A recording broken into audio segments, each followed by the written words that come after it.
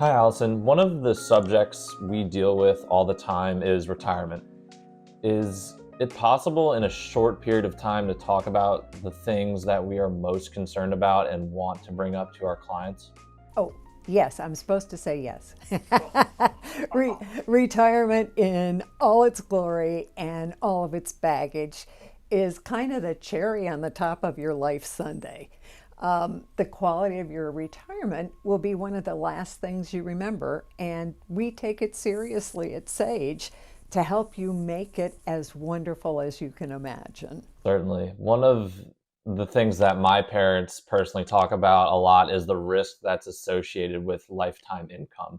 They're both independent contractors and determine, for all intents and purposes, how much they earn.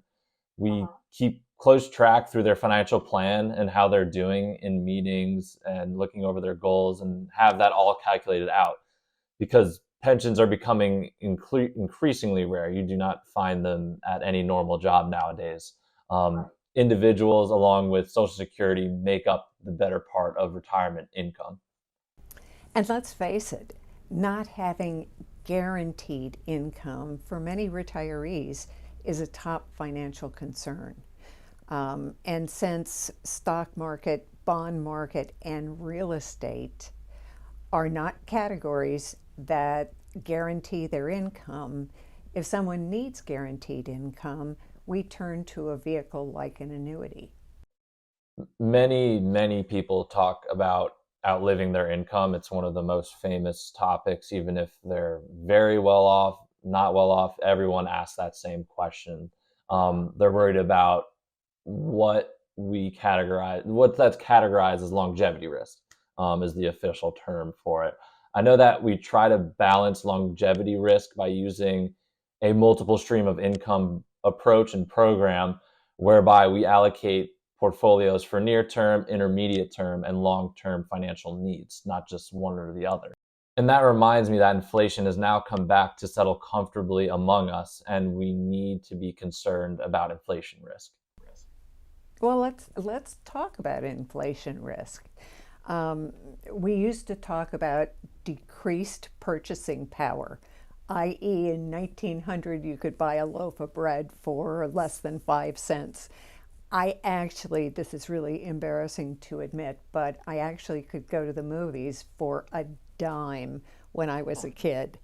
But since markets work on supply and demand, we now have the opportunity to buy bonds that are protected from inflation. And they've become extremely popular as interest rates have risen recently. You and I are also very fond of, because we've had really good performance from floaters whose principal may vary a bit by several cents, but certainly not by dollars, and actually have an interest rate which is tied to interest rates in general. So that right now we're finding, because they're short-term investments, that because of the inverted yield curve, where short-term investments are actually giving higher interest rates, we're seeing a lot of floaters yield between 4 and 5%.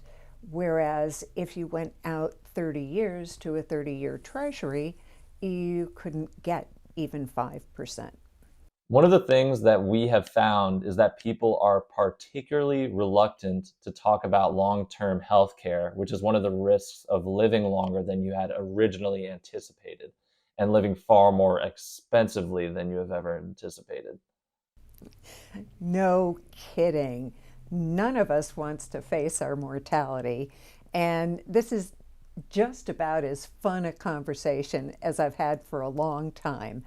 However, unfortunately, the fact is we have to talk about all this stuff and provisions have to be made.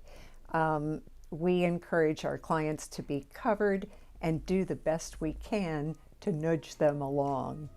So thanks, Aiden. Thanks, Allison. It's great to review some of the volatile issues that we talk to our clients about when they're in retirement.